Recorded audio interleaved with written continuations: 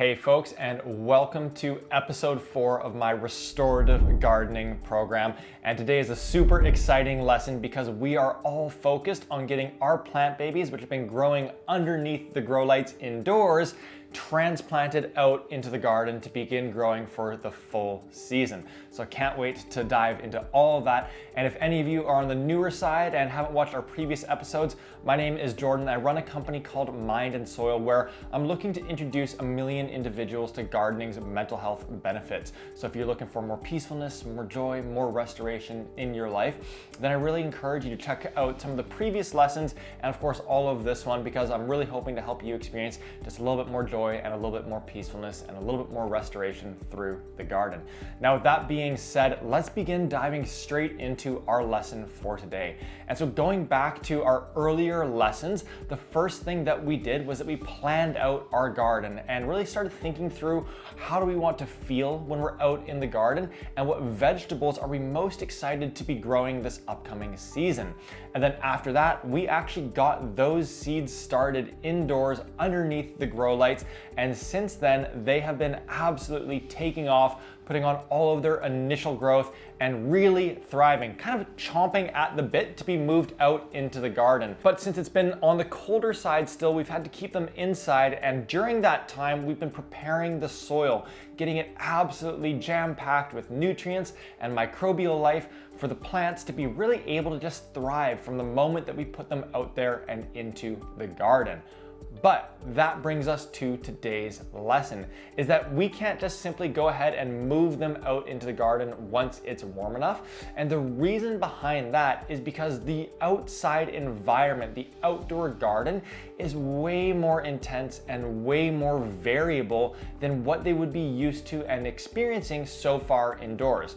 So we've touched on the temperature so far, but there's 3 other factors that we really want to take into consideration when it comes to the intensity and the variability that the plants are going to be experiencing. And the first one is rain or watering. So as we've had them in our indoor environment, we've been giving them 1 turkey base of water directly at their kind of like root zone every few days, exactly when they've needed it. So they've had as ideal of a watering schedule as possible in the first 3 or 4 or 5 weeks of their growing life. But now once we move them outside into the garden, there's gonna be weeks where they have droughts and there's no rain that comes down whatsoever. And we can of course be watering them ourselves, but we have to be on top of that.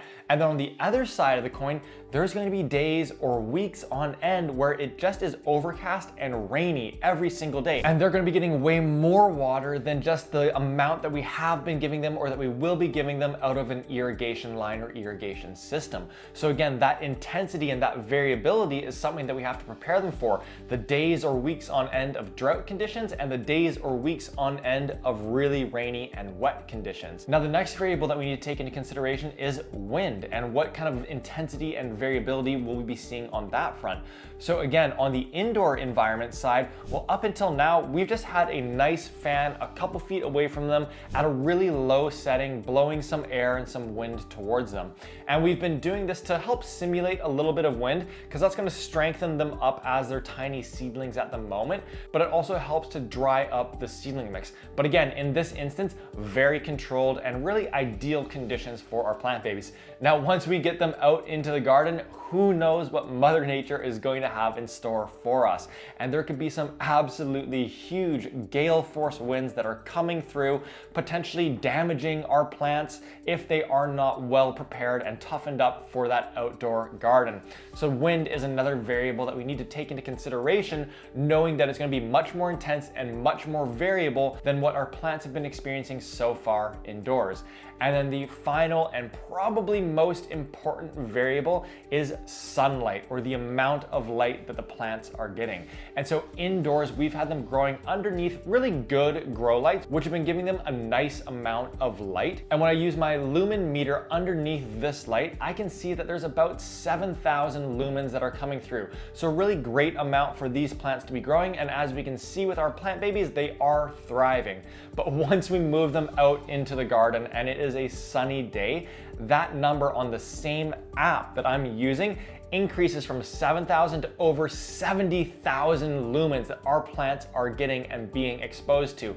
So once again, when we think about intensity and variability, this is a whole other world relative to what they've been used to in their really quite comfortable and cushy indoor environment. So we want to be really conscious of how we go about this to ensure that we're setting them up for success as we move them into the garden. And to use a bit of a different analogy, think of yourself, and if you are going on vacation to somewhere nice and warm, and maybe it has been wintertime so far for you. So you've been kind of cooped up indoors, and now you're going somewhere really nice and hot and sunny. Well, would you go and the first day that you get there spend the whole day from 8 in the morning until 8 at night all just baking out in the sun? Of course not, because you'd end up absolutely sunburned, you'd ruin the rest of your vacation, it wouldn't be a pleasant experience whatsoever. And so it's a similar approach with our plants in that if we were to just move them outside into all of that intensity and all of that variability, then they're probably gonna have a really tough time adjusting to it.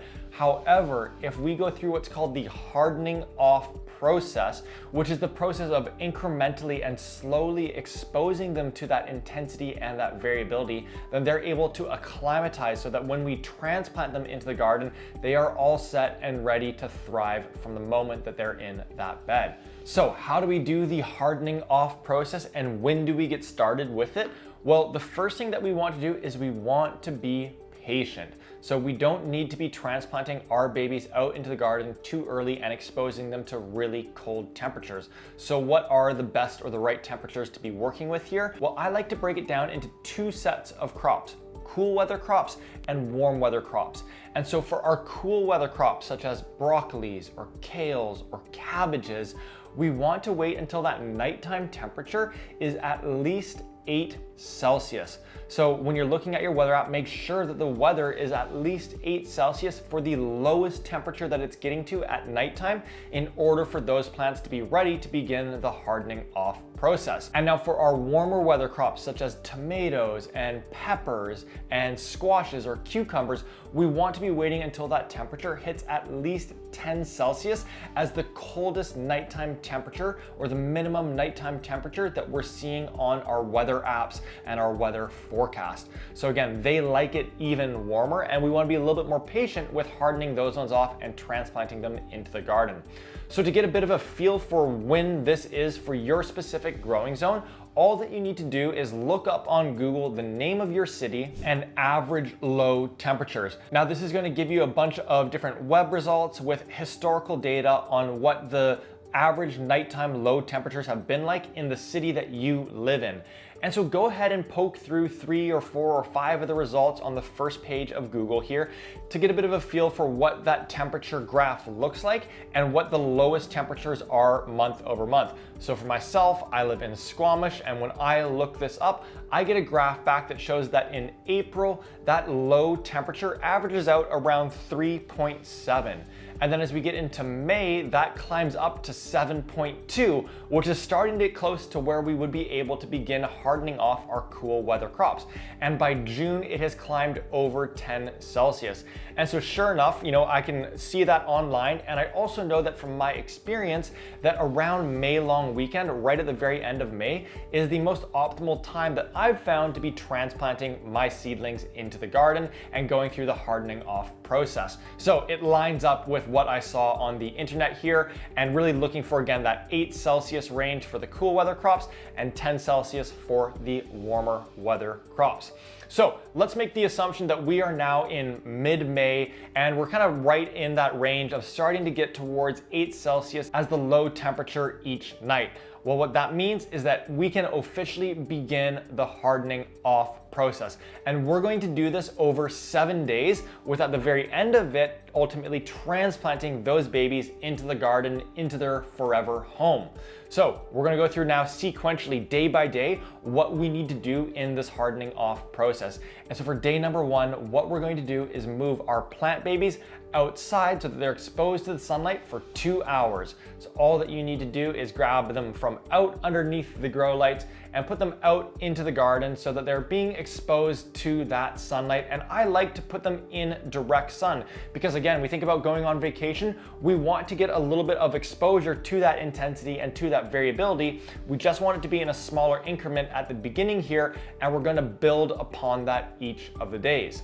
So after 2 hours of being outside in the sun, fully exposed to all the intensity and variability, you're going to grab your plant babies, bring them back inside, and put them back underneath the grow lights for the remainder of the day. So they, got 2 hours of sunlight outside from the sun as the light source, and the rest of the day they're going to get their light source from the grow lights, which they're used to. I leave mine on for 12 hours, so they're still going to get that full 12 hours of sunlight. It's just that now 2 of those hours are coming from the sun as the light source, so that we can again be acclimatizing them to that intensity and variability. And so now they wake up on day 2 of the hardening off process in the environment that they're used to, underneath the grow lights indoors.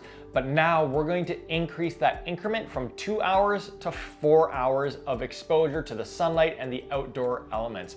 So once again, all that you do here is you grab your plant babies, you bring them outside into your garden where they're fully exposed to all of the elements, and we allow them just to hang out for those 4 hours. Now, with that being said, one of the things that we mentioned earlier in this lesson is that the sun is only one of the elements that they're going to be exposed to that's going to be more intense and more variable compared to that indoor environment. Another one of those elements is rain. And so it might be that you have a sunny day right now, but we can still begin to acclimatize them and expose them to that intensity and variability of raining. And so to do this, all that you need to do is grab your hose and go ahead and then turn it on to the shower setting so it gives them a really nice big shower. And then all that you're gonna want to do is just give your plants a really big spray, a really big watering, as if it is raining directly on top of them. So don't worry about getting the water right at the soil level, really simulating what rain would look like and feel like for these plant babies. And this is gonna be way more water than they would have been used to with our turkey basters, but is exactly what they need to be going through in order to be prepared for the garden. After doing that intense watering, you're going to leave them out there again for the 4 hours. So do that watering at the beginning or midway through, but make sure that you still leave them out there for a full 4 hours on day number 2. At the end of that, bring them back inside, put them underneath the grow lights, and allow them just to hang out underneath the grow lights for the remainder of that day.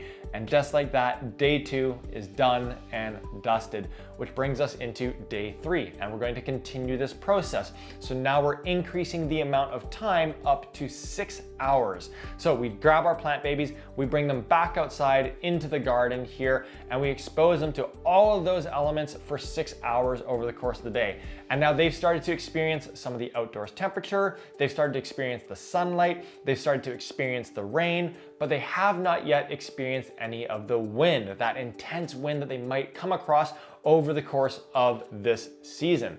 And so how could we go about simulating this? Well, what I like to do is I head into my shed, I grab my leaf blower, I throw the battery into it, and then I stand about 20 feet away. I start nice and far away and potentially move in, turn the leaf blower on, and simulate a whole ton of wind coming their way, blowing all over them. And again, I start a little bit far away, but if it's not quite intense enough, they're not really kind of being pushed around a little bit, then I begin to move in until that does begin to happen. Now, with that being said, this is of course a little bit over the top, but more than anything, I just like to have a little bit of fun with it. I like to play around, so if you have a leaf blower, you feel like doing it, go for it.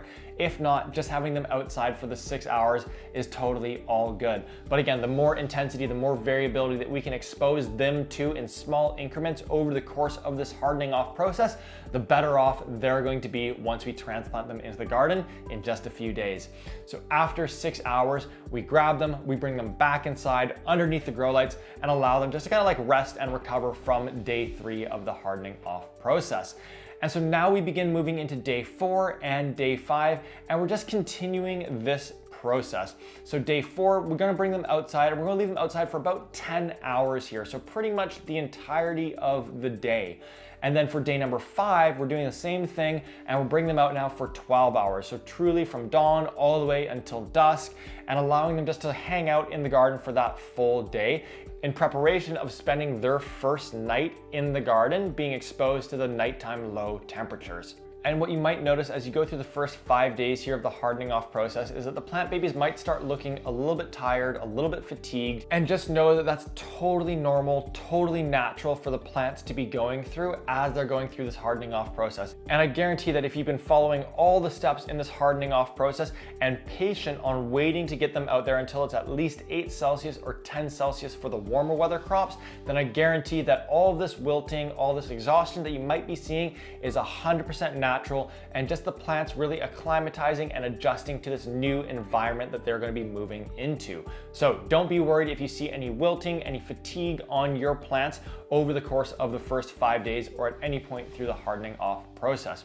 So now we get into day number 6. And the big thing about day number 6 is that this is the first day and we leave them outside there all the way until the sun begins to set and it turns toward the night time. And at that point, we are not bringing them back inside. We're just going to leave them out there so that they can have their first night outside in the garden. The one thing that you do want to double check on this before you do it is just make sure that there isn't any cold snap or anything funny like that happening. Again, make sure that for the cool weather crops that we're right around 8 Celsius, and for the warmer weather crops that it's right around 10 Celsius. If it is a little bit lower, they're not going to die, anything along those lines. But again, we just want to be conscious of that and aware of that as we begin to move them into the garden. And so just like that, we allow them to go to sleep outside and we get to wake up the next morning seeing how they're doing. I know, I'm a helicopter parent. I'm overly needy and clingy with my plant babies. You absolutely do not need to camp outside with your plant babies. But again, I like to have a little bit of fun with it. So most importantly, make sure that you're enjoying yourself, make sure that you're having fun. And again, if you're following all of these steps, I guarantee you that your plant babies are gonna have a great adjustment to the garden. I've never lost a single one of my plant babies using this 7-day hardening off process. So jokes aside, let's now actually check in on how they're doing the next morning after being exposed to their first night outside. And as we can see, they're really doing quite well all around here. No signs of any damage, no signs of fatigue. They've really just gone through a little bit of exposure to colder temperatures. And because we've been so diligent with how we've gone about hardening them off, they're doing really, really well. And so that brings us now to the morning of day 7. And day 7 is the exact same as day 6. And that of course brings us to the morning of day 7 here. And day 7 is a really straightforward day. All that we're going to do is allow them to just hang out exactly where they were all through the day, and then leave them outside for a second night of being exposed to that nighttime low temperatures. So day 7, we effectively don't really need to do anything whatsoever. We're just going to allow them to spend a little bit more time in the garden in their seed cells before we then transplant them into the garden the next day. So with that being said, let's move on to day number 8. We wake up, our plant babies have been outside the last 2 nights in their seed cells, and we are officially on to transplanting day. Today we are going to be taking them out of their seed cells and putting them into the garden beds based on where we had them spaced and placed from our garden planting session that we did in lesson 1 here. This is the day that it really all starts coming together. And so the first thing that we do on day number 8, and it's so important, is a class graduation photo. Get a little picture of you with your plant babies. You've already been on a little journey with them for the last few months, and this is a really cool day that, you know, we're kind of graduating them from the indoor, very comfortable environment into the outdoor garden, where because we've gone through the hardening off process, they're fully set up to thrive and they're going to make a great adjustment into this new environment. So now, once you have done your photo with your plant babies, the thing that you're going to do is begin the transplanting process. And this is really straightforward and really easy to do as well. So all that you do is you head over to your garden and you find the area that you're gonna be transplanting one of the plants into based off of your garden plan. And so then you go ahead and you dig a transplant hole where we're gonna be planting our plant babies or our seedlings into.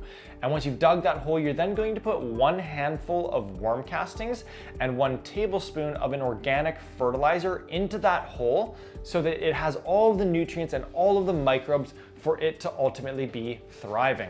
And then you can gently massage that into the transplant hole before grabbing your seedling and popping it out of the seed cell. And then just gently massage the root ball so it's nice and loose so that those roots, they know they can now start growing any which direction in the new bed or container of soil that they're planted into. And so you then pop that into the transplant hole, you backfill it with the surrounding soil, and then put down one more handful of worm castings and 1 tablespoon of the organic fertilizer. And then just gently massage that into the top 1 inch of the soil, and then give it a really big drink of water. So anytime that we're transplanting one of our plants, it's a fairly traumatic experience for the plant to be going through. And the best thing that we can be doing in order to help them out through this is give them a lot of water. And the last thing that you want to do is just give it a really nice big drink of water here, because anytime that we're transplanting a plant and moving it from where it was previously growing into a new area, it's a fairly traumatic experience to be going through for that plant. Again, we're really disturbing the root system, and the best way to kind of take that stress off of it is to give it a whole bunch of water and just kind of allow it to settle into its new environment. So give it that big drink of water, and then once you've done that, this plant baby is all set and all ready to step. And once you've done that, this plant baby has everything it needs to begin the next part of its journey. And believe me, it is going to absolutely thrive in the outdoor environment, because you've done every step so diligently and been patient with the weather. And so now you're going to be rewarded with it really thriving in the garden here. So that wraps up the hardening off and transplanting process. But just before we wrap up this lesson, the other thing that I want to cover off on is how to go about direct sowing into your garden. And so direct sowing is the process of actually starting your seeds in the garden rather than starting them inside underneath the grow lights. And we didn't do this earlier on in the year because, again, for seeds to germinate, they need 2 things. First, they need moisture, but second, they need warmth. And up until now, it's been too cold in the garden for the seeds to germinate and begin to grow. But now that the weather is much warmer, we can actually start seeds directly in the garden to fill out our garden. And there are a couple of instances where I direct sow opposed to starting seeds indoors. And so the first scenario is for our very fast growing crops, such as radishes or some of the leafy greens. And these plants, from the point of starting the seed to harvesting them, is only anywhere from kind of like 30 to 50 days. And so in this instance, I just start these seeds directly in the garden because they're going to be ready so quickly, opposed to, starting them inside, hardening them off, transplanting them, all those types of things. We really don't need to do it because we have enough outdoor growing time for them to be started and harvested all within the garden. Now, the second instance is with my rooted crops. So there's kind of a hypothesis or thinking that some of our rooted crops, such as carrots or parsnips, have a tap root, and therefore that tap root just wants to go down as fast as possible.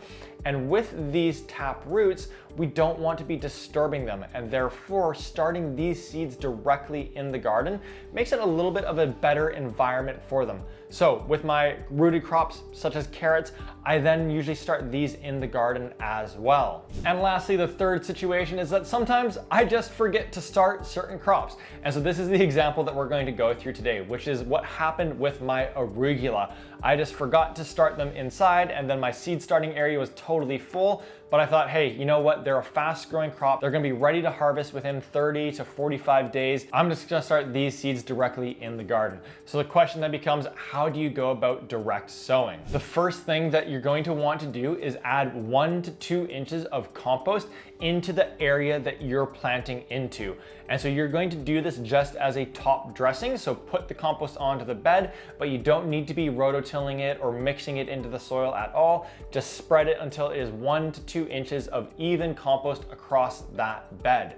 Now, once you've done that, the next thing to do is space and place your seeds. And so I'm using my spacing tile that has everything evenly measured out. And because I'm doing arugula, I know I can plant them nice and densely. So I'm going with 9 arugula plants per square foot. And so with each of those indents in the bed, the next thing that I do is I place 3 seeds into each one of those holes, into each one of those divots. And the reason why I put 3 seeds seeds into each of those divots is because, again, I want at least one of them to germinate. If multiples germinate, I can come through and thin those out a couple weeks later, but putting 3 seeds into each one of the divots ensures that every single one of those areas in my garden is going to have a plant in it. And so what I do next is a little bit different and probably something that you haven't seen before. So with the seeds in the divots, rather than just backfilling with the surrounding soil, what I actually do at this point is I cover them with worm castings. So I go around and I place about a ½ centimeter to 1 centimeter of worm castings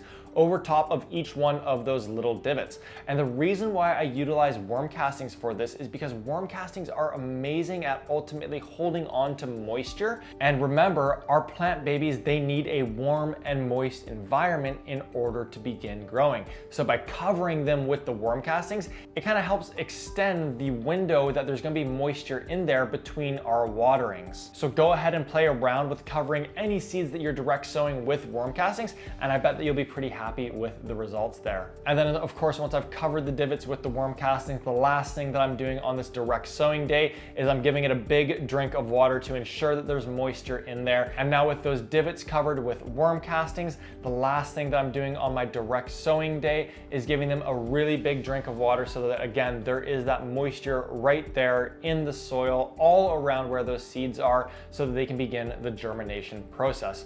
And one additional thing that you can do is that you could cover this area with a little bit of a mini DIY greenhouse. And this is going to do 2 main things. One, it's going to keep some of the moisture in that area because the wind is not going to be able to access those seeds. So they're going to stay moist for a longer stretch of time.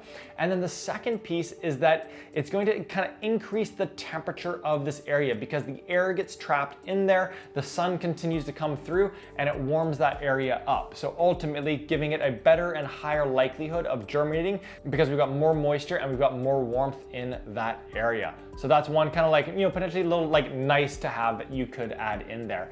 And then what happens from here is that a couple days later, you're going to want to just go back and put the back of your hand onto the soil there to make sure that it's still moist. And this is the same thing that we were doing as when we were starting our seeds indoors. We're just doing it in an outdoor environment now. And if at any point you're noticing that it's starting to feel dry, that's when you'd come through with your hose or watering can, give it a big drink of water, and really stay on top of this to, again, ensure that they have the highest likelihood of germinating and beginning to grow. And so then over the next 7 to 14 days, you're going to notice all the plant babies beginning to shoot through the surface. And the last thing to do is our first fertilizing of these plant babies that we have direct sown. So around day 21 is when I like to come back with my organic fertilizer and put down about 1 tablespoon of organic fertilizer per square foot that I have planted. So each one of those tiles that I spaced out was 1 square foot, and I'm just going to sprinkle 1 tablespoon into that area, scratch it or massage it into the top 1 inch of soil,